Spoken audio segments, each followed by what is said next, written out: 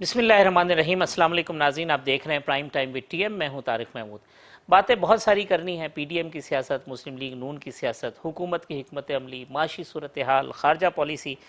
اسی وجہ سے بغیر کسی تمہید کے میں تعارف کراؤں اپنے مہمان کا، پاکستان مسلم لیگ نون کے سینئر نائب صدر، سابق وزیر اعظم پاکستان، محترم جناب شاہد خاقان عباسی صاحب۔ عباسی صاحب بہت شکریہ وقت دینے کا۔ موضوعات بہت سارے ہیں، لیکن پرائم منسٹر صاحب نے آج ایک ٹویٹ کیا، کہتے ہیں کہ جی یہ جو کرنٹ اکاؤنٹ خسارہ ہے یہ سرپلس میں ہو گیا اور معیشت جو ہے وہ اب صحیح ڈگر پہ آ گئی ہے۔ کلیم کرتے ہیں اپوزیشن کے فگر اور ہیں، گورنمنٹ کے فگر اور ہیں۔ ایک عام آدمی جو نہیں جانتا اس کا پیرامیٹر کیا ہے؟ دیکھیں، عام آدمی مہنگائی دیکھتا ہے، عام آدمی بے روزگاری دیکھتا ہے، عام آدمی بجلی کا بل دیکھتا ہے، گیس کا بل دیکھتا ہے، چینی کی قیمت دیکھتا ہے، آٹے کی قیمت دیکھتا ہے، بازار میں سبزیوں دال کے بھاؤ دیکھتا ہے۔ وہ تو ان میں جتنی تبدیلی آئی ہے اس کا تو کوئی حد نہیں ہے۔ اور یہ تمام چیزیں کا تعلق ہوتا ہے آپ کی ملک کی معیشت کے ساتھ۔ جب ملک کی معیشت بہتر ہو رہی ہو تو مہنگائی کنٹرول میں رہتی ہے، ملک میں گروتھ آ رہی ہو بے روزگاری کا خاتمہ ہوتا ہے، روزگار ملتا ہے، کاروبار بڑھتا ہے۔ آج وہ پاکستان جو ترقی کر رہا تھا، جہاں پر مہنگائی افراط زر سب سے کم سطح پر تھا، جس کی گروتھ ایشیا میں ہائیسٹ تھی، اس پاکستان کی آج حالت یہ ہے کہ منفی گروتھ ہے، روزگار میں کمی واقع ہو رہی ہے، کاروبار میں کمی واقع ہو رہی ہے، مہنگائی آسمان کو چھو رہی ہے، بجلی کی شارٹیج ہے، گیس کی شارٹیج ہے، باوجود اس کے قیمتیں 2-3 گنا بڑھ گئی ہیں۔ آج ملک میں کوئی گورنمنٹ نامی چیز نہیں ہے۔ پرائم منسٹر صاحب کو وہ خود اعتراف کرتے ہیں کہ مجھے کچھ پتہ نہیں ہے، خود کہہ دیا، آج تو خود کہہ دیے۔ وہ کہتے ہیں کہ ہمیں بڑی دیر میں سمجھ بڑی دیر میں آئی۔ ابھی نہیں، میرے حال ابھی تک سمجھ نہیں آئی۔ اگر سمجھ کے یہ حال ہے تو پھر ہمیں سب کو دعائی کرنی چاہیے۔ تو جو فگر عباسی صاحب وہ دیتے ہیں مختلف جو معاشی اشاریہ، اور کہتے ہیں کہ یہ گروتھ ہو گئی، جو مہنگائی ہے، جو چیزیں خراب ہیں، وہ تو آپ لوگوں کی حکومتوں کی وجہ میں سے ان کا بھی ذکر کر دیتا ہوں۔ جو کرنٹ اکاؤنٹ ڈیفیسٹ ہوتا ہے یہ ڈالرز کی کمی ہوتی ہے۔ یہ آپ کا جو اصل مسئلہ ہوتا ہے وہ فزیکل ڈیفیسٹ ہوتا ہے کہ آپ کے اخراجات زیادہ ہیں اور آپ کی آمدن کم ہے۔ یہ اصل بنیادی چیز اس کو دیکھا جاتا ہے۔ جب اور یہ ہمیشہ یہ مسئلہ رہتا ہے، یہ مسئلہ آج کا نہیں ہے، یہ پوری دنیا کا مسئلہ ہے، یہ پاکستان کا بھی مسئلہ ہے کہ آپ کی آمدن کم ہوتی ہے، اخراجات زیادہ ہوتے ہیں، اس کو آپ قرضہ لے کر پورا کرتے ہیں۔ جو آج قرضے کی شرح ہے یہ پاکستان کی تاریخ میں سب سے زیادہ ہے۔ اگر یہ حکومت 5 سال پورے کرتی ہے تو جو پاکستان نے 70 سال میں قرضہ لیا تھا 2018 تک، وہ دگنا ہو جائے گا، یعنی کوئی 60 تک پہنچ جائے گا؟ جی وہ 50 کے قریب چلا جائے گا۔ اچھا، وہ کہتے ہیں اب یہ جو ایک کانسیپٹ ہے کہ جی ہم جو قرضے لے رہے ہیں وہ آپ کی حکومتوں کے جو لیے ہوئے قرضے ہیں ان کی ادائیگی کے لیے لے رہے ہیں، یہ بھی ذرا سمجھیں۔ یہ تو بہت ہی نادان آدمی یہ بات کر سکتا ہے، کیونکہ ہمیشہ قرضوں کی جو سود ہوتے ہیں، قرضے کوئی بھی ادا نہیں کرتا، آپ سود ادا کرتے رہتے ہیں، قرضے کی کو کنٹرول کرتے ہیں کہ زیادہ نہ لیں۔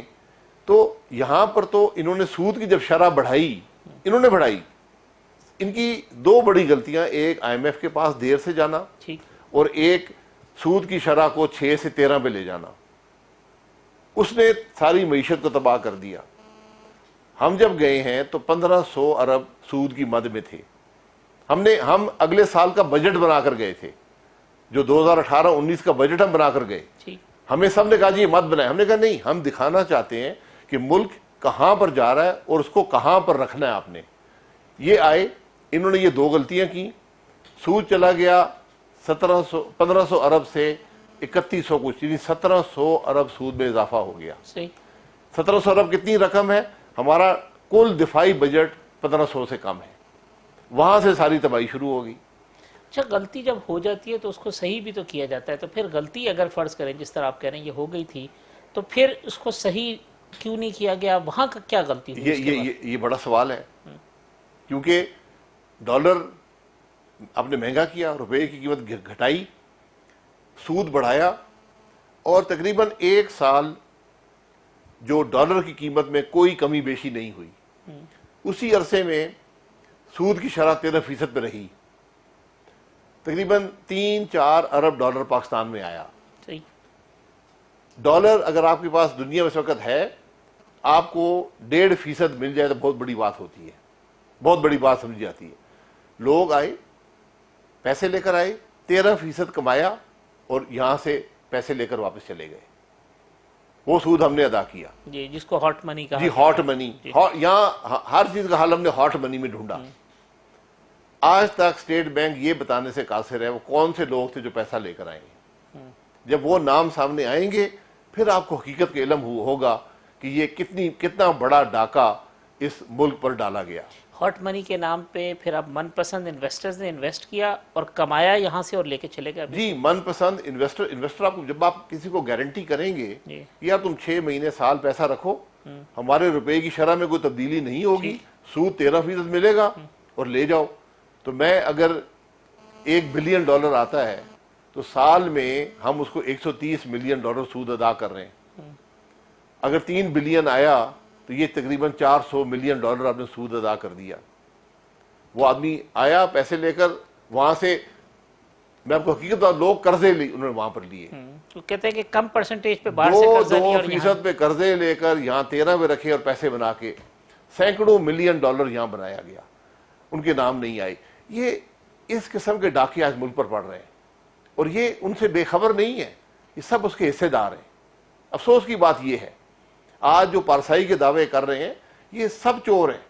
یہ جو چوری اور ڈاکے کی آپ بات کر رہے ہیں بھائی صاحب, یہ گزشتہ دنوں شبلی فراز صاحب نے ایک پریس کانفرنس کی, وہ کہتے ہیں جی کہتے تھے این آر او مانگا, این آر او مانگا. آج ہم بتا دیتے ہیں ایکچوئل میں جو نیب کے اندر ترامیم تھیں پس پردہ مقصد این آر او تھا اور اس کے بینیفیشری تھے جس میں آپ کا نام شہباز شریف, نواز شریف صاحب, آصف زرداری سب. یہ ٹیکنیکل طریقے سے یہ الٹیمیٹ بینیفیشری اپوزیشن. بالکل ٹیکنیکل نہیں تھا, کھلم کھلا تھا.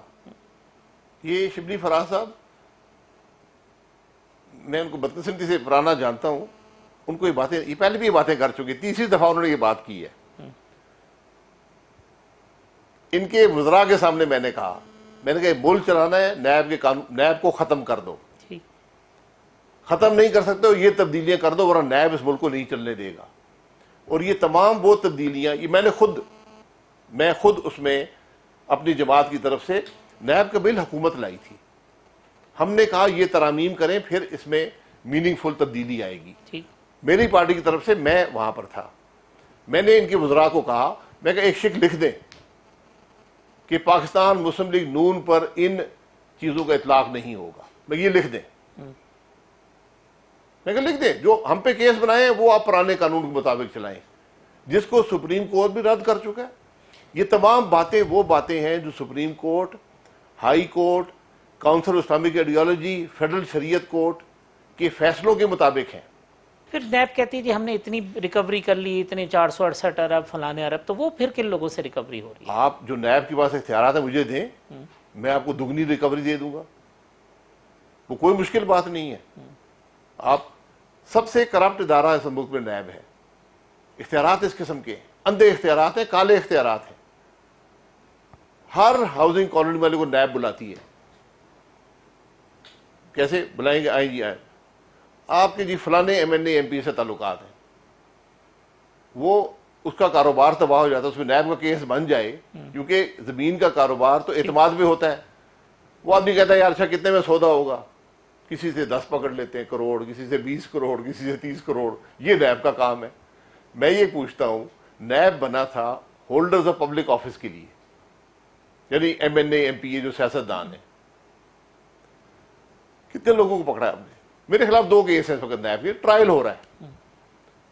ایک کیس ہے پاکستان اسٹیٹ آئل کے ایم ڈی کو لگانے کا, جس نے 3 سال کام کیا, بہترین ریزلٹس دیے, انڈسٹری کا مانا ہوا آدمی ہے, پورا پاکستان اس کی تعریف کرتا ہے. آپ نے جی اس کو لگا دیا. ہائی کورٹ میں معاملہ گیا, جج نے پوچھا جی یہ لگاتا کون ہے؟ انہوں نے کہا جی پرائم منسٹر. انہوں نے کہا پھر پرائم منسٹر لگاتا ہے تو کیس پرائم منسٹر پہ بنائے نا, آپ نے منسٹر پہ کیس کیوں بنایا ہے؟ کوئی جواب نہیں ہے. یہ اس کیس کی حقیقت ہے. دوسرا ایل این جی ٹرمینل لگ گیا, ایک کمپنی نے بڈ کے ذریعے لگایا. میں اس میں کیا کر سکتا ہوں؟ میرا اس میں کوئی تعلق نہیں ہے, لیکن کیس ہے جی. آپ میں نے کہا میں اعتراف کرتا ہوں, میں نے لگوایا ہے, ملک کی ضرورت ہے، یہ میرا کام ہے کہ وزیر کے طور پہ میں وہ کام کروں ملک کا فائدہ ہو۔ اس کی ٹوٹل جو رقم سال کی دی جاتی ہے، 15 سال کا کانٹریکٹ ہے، وہ 14 ارب روپے مہینہ ہے اس کانٹریکٹ میں۔ اس کانٹریکٹ سے 600 ملین کیوبک فٹ گیس آتی ہے یومیہ۔ اس گیس میں سے ایک پاور پلانٹ جو ایک وفاقی وزیر کا ہے وہ 40 ملین کیوبک فٹ، یعنی 15واں حصہ وہ استعمال کرتا ہے وہ پلانٹ۔ صحیح۔ وہ پلانٹ اس ایل این جی کے آنے سے پہلے ڈیزل پہ چلتا تھا۔ آپ کو ایک سال میں 16 ارب روپے کی بچت ہے ایل این جی پہ جانے سے، یعنی اس ایک پلانٹ سے آپ 16 تمام ارب۔ ٹرمینل کا خرچہ پورا کرتے اور 2 ارب بچ جاتا ہے، اور 15 سال میں 750 ارب کی بچت ہوگی۔ یہ کیس بنا ہوا ہے، آج ہم عدالت میں تھے، احسن اقبال صاحب پہ کیس بنا ہوا ہے، جی تم نے اسپورٹ سٹی بنا دیا۔ میں نے یہ کہا کہ اسپورٹ سٹی بنانا غلط کام ہے تو پاکستان میں جس نے بنائی ہے سب پہ بنا دیں۔ اس اسپورٹ سٹی سے جس کو پاکستان کے شہری استعمال کرتے ہیں، لاکھوں شہری استعمال کرتے ہیں، اس سے چند میل کے فاصلے پر کرتارپور بنا ہوا ہے۔ یہ اسپورٹ سٹی 3 ارب میں بنا ہے، صحیح۔ وہ 17 ارب میں بنا ہے۔ اس کا جواب ہے کسی کے پاس؟ کوئی اس کی فیزیبلٹی بنی؟ کوئی اس کی اپروول ہوئی؟ کوئی ٹینڈر میں کمپٹیشن ہوا؟ نہیں۔ تو یہ کل بھی کیس بنے گا، کل کرتارپور پہ کیس بنے گا؟ بالکل بنے گا۔ اگر آپ یہی معیار رکھیں گے، یہ قانون جو آپ کا نیب کا ہے، جو این آر او شبلی فراز صاحب، جن کو این آر او کا مطلب بھی نہیں پتا، این آر او دینا چاہتے ہیں، یا ہر پرائم منسٹر، ہر وزیر جو ہے این آر او دینے کے چکر میں روز کہتے ہیں N R O, N R O, N R O. N R O ایک عامر کے پاس اختیار تھا، اس نے استعمال کیا سیاست دانوں کو توڑنے کے لیے، اور جن لوگوں کو این آر او سے فائدہ ہوا ان کے نام بھی ذرا بتا دیں۔ آدھے تو آج حکومت میں بیٹھے ہیں، جو این آر او کے جو بینیفیشری این آر او، جو مشرف کے زمانے میں این آر او کے بینیفیشری تھے، آج سارے حکومت میں۔ اور این آر او کیا ہوتا ہے؟ کسی کے خلاف کارروائی نہ کرنا۔ یہ آپ بھائی صاحب پچھلے دنوں ایک ٹاک شو میں بھی گئے، کل سنے ندیم بابر صاحب کی بڑی تعریف ہوتی رہی ہے، جو میڈیا رپورٹ آئی ہے، جی پرائم منسٹر نے کہا جی آپ نے بڑا زبردست حکومت کا مقدمہ لڑا اور شاید سب کچھ لاجواب کر دیا۔ جی لاجواب کر دیا۔ جی کون سی بات پہ لاجواب کر دیا؟ انہوں نے اعتراف کیا کہ ایل این جی پاکستان کے لیے بہت ضروری تھا۔ پرائم منسٹر صاحب اور یہ سب 3 سال سے کہہ رہے ہیں جی بڑا ظلم ہو گیا پاکستان کے ساتھ۔ پھر یہ کہا کہ نہ ہم نے ٹرمینل بنایا ہے، نہ ہم نے پائپ لائن لگائی ہے، کوئی کام ہم نے نہیں کیا۔ پھر یہ کہا کہ جو بجلی کے پاور پلانٹ مسلم لیگ حکومت نے لگائے ہیں وہ دنیا کے سب سے ایفیشینٹ پلانٹس ہیں، سب سے سستی بجلی بناتے ہیں۔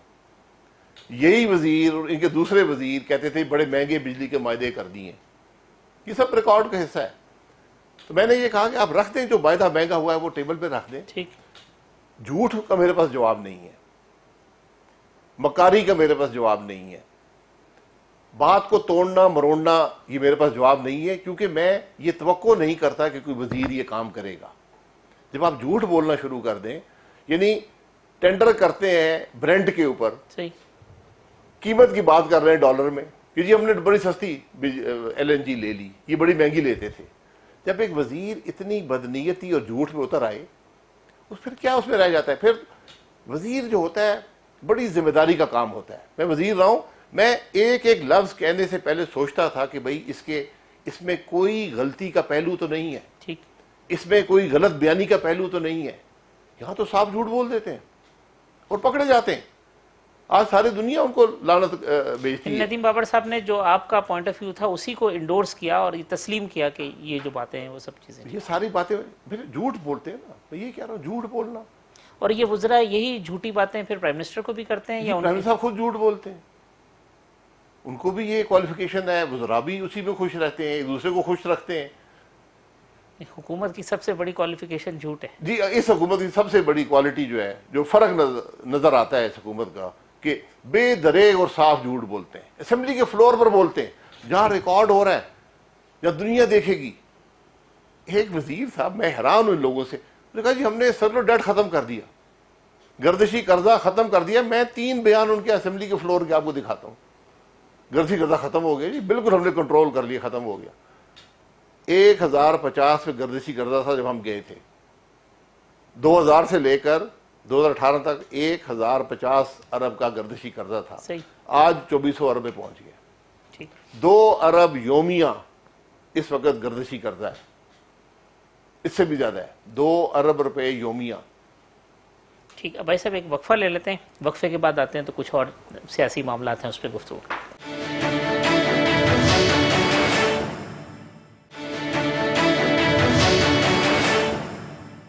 ویلکم بیک ناظرین، شاہد خاقان بھائی صاحب میرے ساتھ موجود ہیں۔ شاہد صاحب، اس سے پہلے کہ ہم کچھ سیاسی معاملات پہ جائیں، یہ خارجہ پالیسی کے حوالے سے چیزیں ہیں، اسرائیل کے ساتھ تعلقات کی چیزیں، وہ کہتے ہیں جی ماضی کی حکومتوں میں جب آپ خود پرائم منسٹر رہے ہیں، کبھی اس قسم کی کوئی ڈسکشن ہوئی ہے؟ کبھی نہیں ہوئی۔ اگر اسرائیل سے اپنے تعلقات رکھنے ہیں تو وہ چین کی قیمت پر نہیں ہو سکتے، وہ سعودی عرب کی قیمت پر نہیں ہو سکتے، وہ یو اے ای کی قیمت پر نہیں ہو سکتے، وہ ایران کی قیمت پر نہیں ہو سکتے، وہ پاکستان کے عوام کے جذبات کی قیمت پر نہیں ہو سکتے۔ ہمیں اپنی پالیسی خود بنانی ہے، مسئلہ جس کا بھی ہو۔ بیت المقدس ہمارا مسئلہ ہے، فلسطین کا مسئلہ ہمارا مسئلہ ہے۔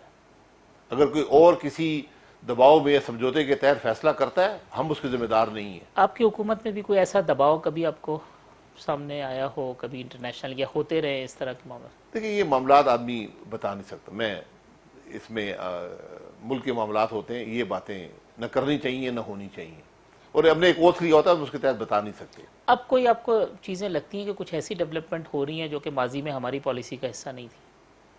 نہیں، میں تو دیکھیں، خارجہ پالیسی پھر ایک ایسا معاملہ ہوتا ہے جس پر آپ کو پبلک ڈیبیٹ ملک کے اندر کرنا ذرا مشکل ہوتا ہے، خاص طور پر ان ممالک کے بارے میں جو آپ کے قریب ترین ممالک ہوں۔ سعودی عرب ہے، ہمیشہ سے ہمارا دوست ملک ہے، پرانے تعلقات ہیں۔ یو اے ای ہے، ان سے بھی پرانے تعلقات ہیں۔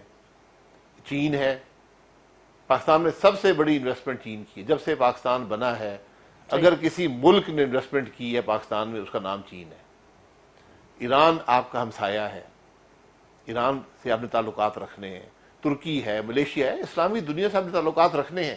اگر اسرائیل ایک مسئلہ ہے تو پھر او آئی سی کا فورم موجود ہے، اس پر اس مسئلے کو لایا جائے کہ ہاں ہم تسلیم کرتے ہیں۔ تعلقات مسلم دنیا کے مختلف تعلقات ہیں اسرائیل کے ساتھ، ٹھیک، کسی کے پورے تعلقات ہیں، کسی نے کسی کے ہماری طرح کے پاسپورٹ میں لکھا ہوا ہے۔ ہمارے سخت ترین معاملات ہیں اسرائیل کے ساتھ، کسی دنیا کے ملک اس طرح کے نہیں ہیں۔ پاسپورٹ میں لکھا ہوا ہے کہ آپ دنیا کے ہر ملک پہ جا سکتے ہیں سوائے اسرائیل کے۔ یہ ایسا کوئی اور ملک نہیں ہے، نہ اردن کے پاسپورٹ پہ ہے، نہ مصر کے پاسپورٹ پہ ہے، نہ سعودی عرب کے پاسپورٹ پہ ہے، نہ شام کے پاسپورٹ پہ ہے، نہ لبنان کے پاسپورٹ پہ ہے۔ ٹھیک، ہمارے پہ لکھا ہوا ہے، تو ہمیں اس کے مطابق، کیونکہ یہ ہمارے عوام کے جذبات ہیں۔ جتنے تعلقات، کیونکہ نون لیگ کی حکومت نواز شریف صاحب کہتے ہیں سعودی عرب کے ساتھ بہت اچھے تعلقات تھے، اب خارجہ پالیسی کی وجہ سے آپ کو ان تعلقات میں کہیں کوئی لکیر نظر آتی ہے؟ تعلقات دباؤ میں ہیں، یقین کریں، تعلقات دباؤ میں ہیں، اس کے اثرات بھی آپ کے سامنے ہیں۔ سعودی عرب کے ساتھ تعلقات؟ دباؤ میں آپ نے خود یہاں پر خود ہمارے وزیر خارجہ نے خود کہا، یہ باتیں پبلک ڈیبیٹ کا حصہ نہیں بنتی۔ تعلقات میں اونچ نیچ آتی رہتی ہے، ٹھیک، ان کو آپ مینیج کرتے ہیں، وہ پبلک ڈیبیٹ میں نہیں آتے۔ اور کیا کیپیسٹی ہے مینیج کرنے کی؟ کیپیسٹی آپ کے سامنے ہے کہ بات بڑی سیدھی ہے۔ کیا ہم نے نئے دوست بنائے؟ کیا جو ہمارے تاریخی دوست تھے، کیا ان کی اس دوستی میں کی شدت میں اضافہ ہوا یا کمی واقع ہوئی؟ وہاں سے آپ کو جواب مل جائے گا۔ لیکن آپ کو یہ جو پاکستانی اتنی بڑی تعداد میں سعودی عرب میں، یو اے ای میں ہیں اور جو کام کر رہے ہیں، بہت بڑی ریمیٹنسز آتی ہیں، ان کا مستقبل خطرے میں نظر آتا ہے اگر ہماری خارجہ پالیسی کی سمت ٹھیک نہ ہوئی تو؟ جی بالکل بالکل۔ دیکھیں، ان ممالک میں ساری دنیا کے لوگ کام کرتے ہیں۔ اگر وہاں پر 4 ملین پاکستانی ہیں تو آپ کو 2 ملین سری لنکن بھی ملیں گے، ٹھیک، بنگلہ دیش کے 6 ملین انڈین ملیں گے، 3 ملین بنگلہ دیشی بھی ملیں گے۔ تو وہاں پر روزگار کے مواقع ہیں ان ممالک میں۔ اگر آپ کے تعلقات اچھے ہوں تو ان مواقع میں اضافہ ہوتا ہے، اور وہ ہمارا ملک آج، اگر ایک آپ وجہ مجھ سے پوچھیں گے، جی، وہ باہر سے ریمیٹنسز جو آتی ہیں ان پہ چلتا ہے۔ $24 ارب ہر سال وہ پاکستانی تو کہتے ہیں اتنا ٹرسٹ ہو گیا گورنمنٹ پہ, اتنی ریمیٹنسز بڑھ گئی ہیں جو پاکستان میں پہلے کبھی بھی نہیں تھی. جی بڑی اچھی بات ہے. میں تو دیکھیں جو مثبت بات ہے میں پورا اس کو سپورٹ کرتا ہوں, لیکن ایسی کوئی حقیقت اس کو سپورٹ نہیں کرتی. ریمیٹنسز جو بڑی ہیں, آپ ایک مہینے کی ریمیٹنسز نہیں دیکھتے, آپ سال کے آخر میں دیکھتے ہیں.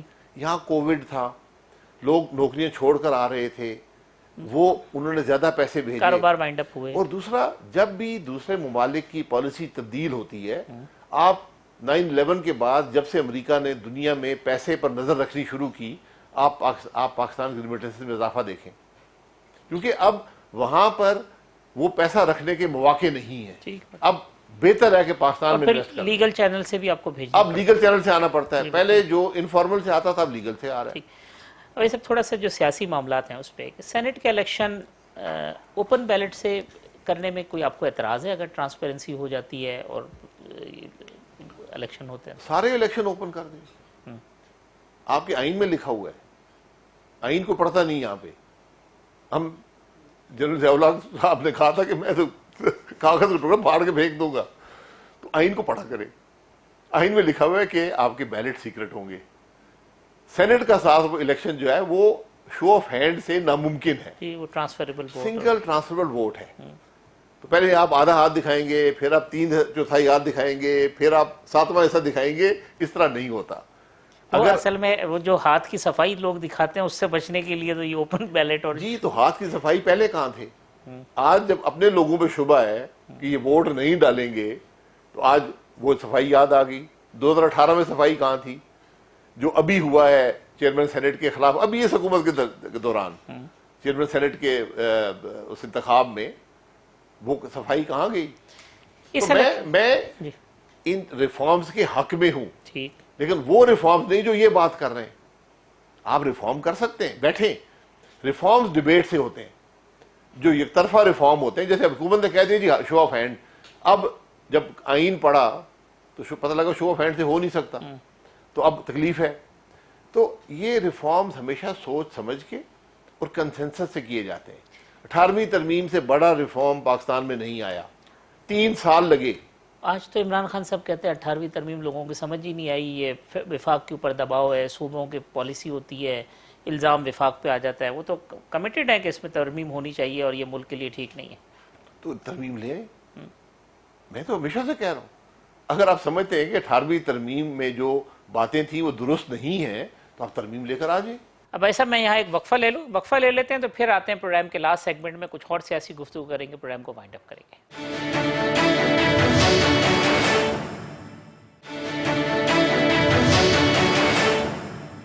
ویلکم بیک ناظرین. شاہد خاقان عباسی صاحب سابق وزیر اعظم پاکستان میرے مہمان ہیں. عباسی صاحب یہ فرمائیے گا, آج حکومت کہتی ہے کہ ہم یہ قانون سازی کرنا چاہتے ہیں اور وہ پارلیمنٹ میں لے کے آتے ہیں, ان سے بات ہو سکتی ہے یا نہیں, وہ وقت بھی گزر گیا؟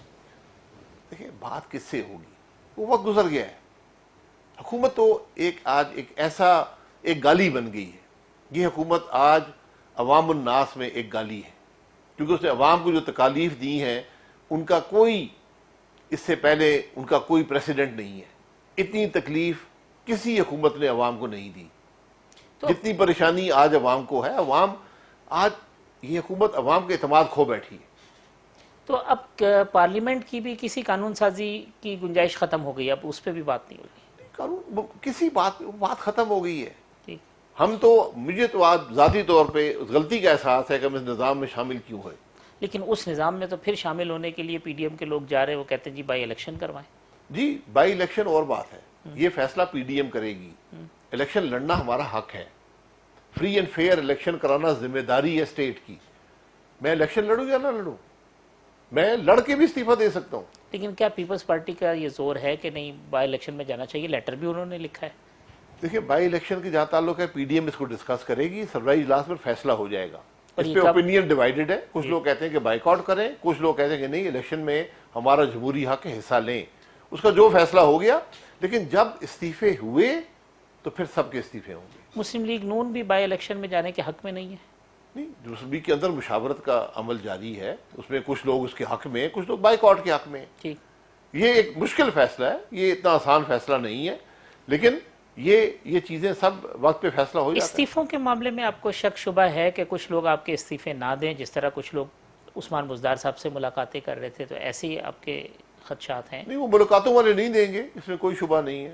جو ملاقاتیں کرتے ہیں وہ استعفے بھی نہیں دیتے، لیکن ایک بڑی تعداد میں 98 90 99% لوگ استعفیٰ دے دیں گے۔ اکا دکا آدمی جو نہیں دے گا وہ، اور میں نے یہ دیکھا ہے کہ جس شخص نے جماعت چھوڑی ہمیشہ ذلیل و خواری ہوا ہے۔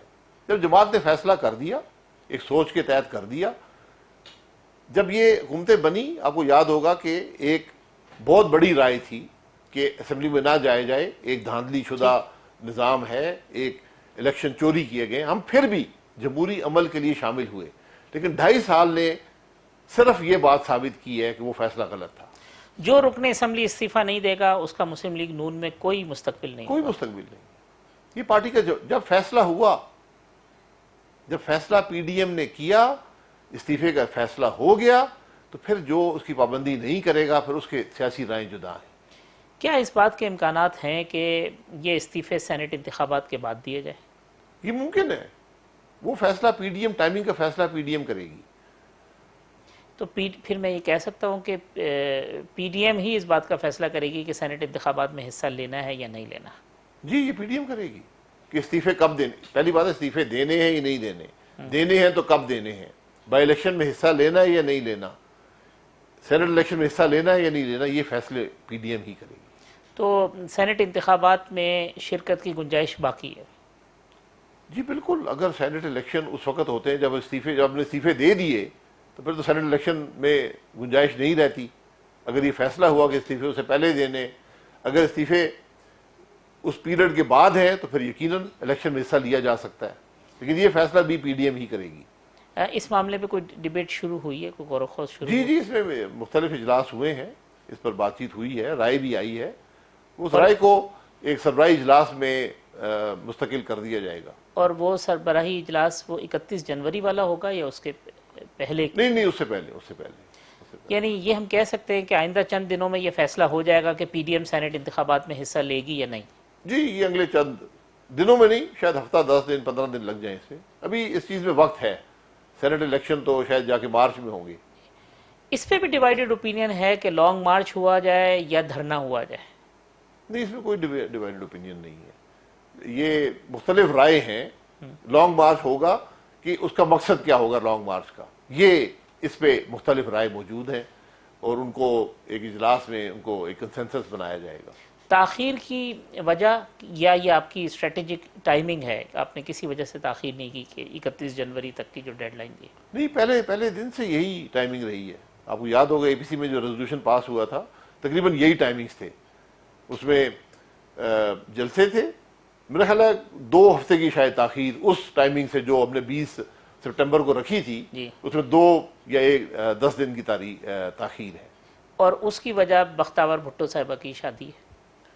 نہیں، شادی کا اس سے اتنا تعلق نہیں ہے، مختلف چونکہ موسم کی مسائل بھی ہیں، پھر جلسے زیادہ ہو گئے۔ 30 جنوری کو ان کی شادی چونکہ ہے، بلاول صاحب ان کی فیملی 26-27 سے وہ ایکٹیویٹی تھی، تو اس وجہ سے کہا گیا کہ یہ اب 30 جنوری کے بعد کی جائے ایکٹیویٹی۔ نہیں، مجھے تو یہ علم ہی نہیں کہ 30 جنوری کی شادی ہے، مجھے تو ایک منگنی کا علم تھا۔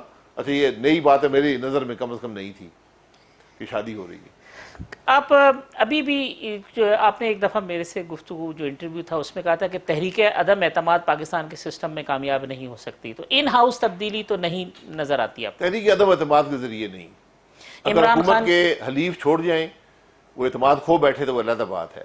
عمران خان کی حکومت آپ کو ان ہاؤس تبدیلی کی صورت میں جاتی نظر نہیں آتی؟ نہیں، میں نے کہا نا کہ عدم اعتماد کی جو بات ہے ہمارے نظام میں، وہ ایک ناممکن نظام ہے۔ عمران خان کی حکومت کا فیصلہ سڑکوں پر ہوگا؟ سڑک پہ ہوگا، عوام کے دباؤ سے ہوگا، کیونکہ حکومت تو نہ اپنی غلطی کا اعتراف کرنے پر تیار ہے، نہ اپنی ناکامی کا اعتراف کرنے پر تیار ہے، نہ پارلیمان چلانا چاہتی ہے، نہ عوام کے مسائل حل کرنا چاہتی ہے، نہ ملک کی بہتری چاہتی ہے۔ تو عمران خان صاحب عوامی دباؤ پر جائیں گے یا کہیں اور سے بھی دباؤ ہوگا تو جائیں گے؟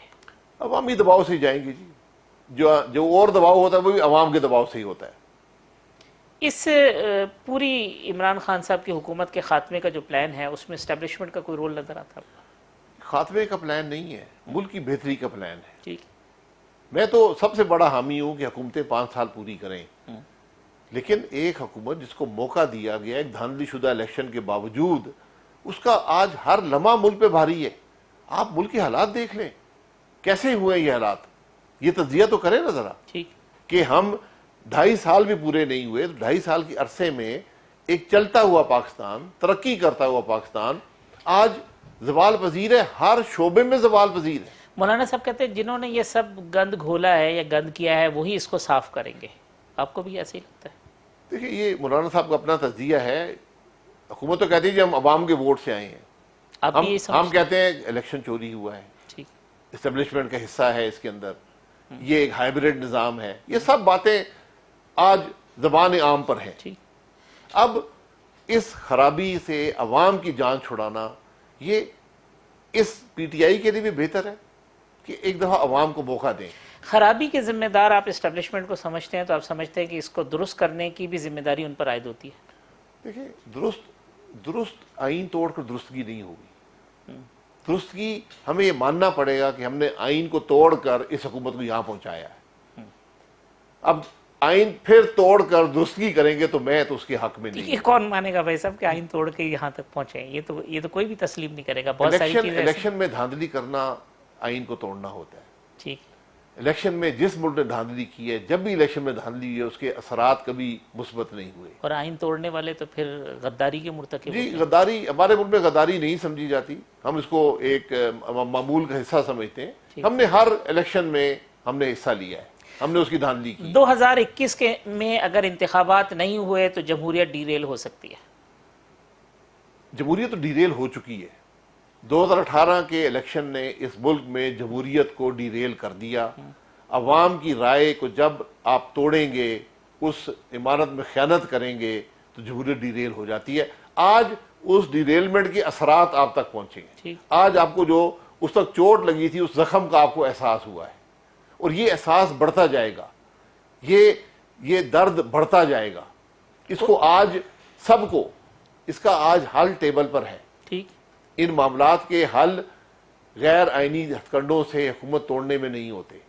ان معاملات کے حل اپنی حب الوطنی کے جذبے کو سامنے رکھ کر بیٹھ کر معاملات کو حل کرنے میں۔ ٹیبل پہ کون بٹھائے گا بھائی صاحب؟ میں بٹھا دوں گا یار، کرسی ٹیبل ہی دینے ہیں نا۔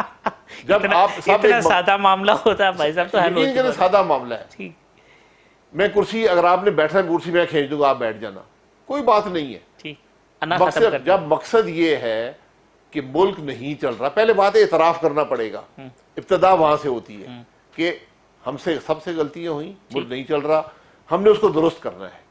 وہ درست جو حصے دار ہیں اقتدار میں، ان سب کو بیٹھنا پڑے گا۔ اختیارات کسی کے پاس ہوں، بیٹھ کے میں حل نہیں نکال سکتا۔ آج بیٹھیں، بتائیں یار آپ کیا تبدیلی چاہتے ہیں، آئین غلط ہے، 18ویں ترمیم کو بدلنا ہے، بیٹھیں بات کر لیں۔ اور وہی نیشنل ڈائلاگ جس کی طرف، نیشنل ڈائلاگ کی جگہ پارلیمان ہوتا ہے، ٹھیک، پارلیمان مفلوج ہے۔ یہ سب یہ غلطیاں سب اکٹھی ہو کر آج ہم اس جگہ پر پہنچے۔ عمران خان صاحب سے صرف اسی صورت میں بات ہوگی جب وہ عہدہ چھوڑیں گے؟ عمران خان صاحب ٹیبل پر سیاسی جماعت کی حیثیت سے بیٹھیں گے تو بات ہوگی، حکومت میں بات نہیں ہو سکتی۔ وزیر اعظم عمران خان سے نہیں بات ہوگی؟ تحریک انصاف کے سربراہ ممکن عمران نہیں ہے، خان، بیکاز وہ اس خرابی کا ایک عکس ہے۔ ٹھیک، جو خرابی 2018 میں ہوئی، تو اس خرابی سے بات کرنے میں معاملہ بہتر اس نہیں خرابی کے ذمہ دار سمجھتے ہیں یا بینیفیشری سمجھتے ہیں آپ عمران خان؟ ہوگا۔ یہ تو وہ خود بتائیں، میں تو ان کو وکٹم سمجھتا ہوں۔ لاسٹ ایسا پروگرام کنکلوڈ کر رہے ہیں لاسٹ سینٹینس کے، اینی رے آف ہوپ؟ رے آف ہوپ ہمیشہ ہے، ہم مسلمان ہیں، کبھی مایوسی ہمارے دین کا حصہ نہیں ہے، ٹھیک، نہ وہ اس کی اجازت دیتا ہے، لیکن ہمیں رے آف ہوپ مجھے ملتی ہے پاکستان کے عوام سے، جو اتنی مشکلات کے باوجود بھی آج جمہوریت میں یقین رکھتے ہیں، اس ملک میں یقین رکھتے ہیں، لیکن وہ اپنے ان لوگوں سے جو اقتدار کا حصہ ہیں یہ توقع رکھتے ہیں کہ ان کے مسائل کا حل ڈھونڈیں گے، اور نہیں ڈھونڈیں گے پھر سڑک رہ جاتی ہے، اور وہ حل پاکستان برداشت نہیں کر پائے گا۔ شاہد خاقانہ بھائی صاحب بہت شکریہ وقت دینے کا۔ سابق وزیر اعظم پاکستان، مسلم لیگ نون کے سینئر نائب صدر شاہد خاقانہ بھائی صاحب کی گفتگو آپ نے سنی۔ کل اسی پروگرام میں انشاءاللہ دوبارہ اسی وقت آپ سے ملاقات ہوگی۔ اللہ حافظ۔